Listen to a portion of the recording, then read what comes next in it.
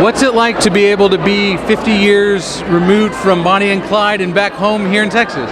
Well, there were times in working on Bonnie and Clyde, I never thought anybody would remember it after 2 weeks, much less after 50 years. It is great to be back here, and it is great to be that people remember Bonnie and Clyde after all this time, you know. What's it like knowing that this film and all your films are based on maybe family and the love of family? I think that sort of came out without me quite realizing it or planning it. I think that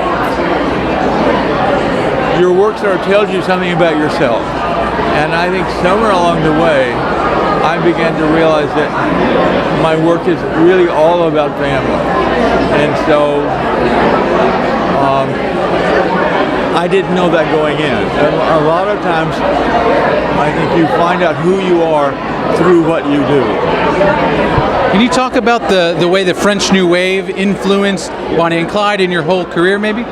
When David Newman, my co-writer, and I started writing, we were big movie buffs, and we were very, very influenced by the French New Wave, especially Jean-Luc Godard and Francois Truffaut.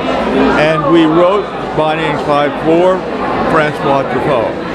And he came over and gave us the first lessons in screenwriting we ever had. And he was,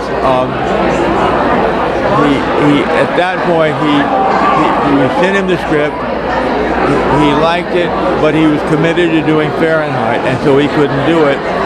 And therefore it languished for 6 years. But we really wrote it for him, and it was, I think it bears his fingerprints. You know, and I think Arthur Penn would have agreed with that. I mean, Arthur is a friend of Truffaut's and was certainly aware of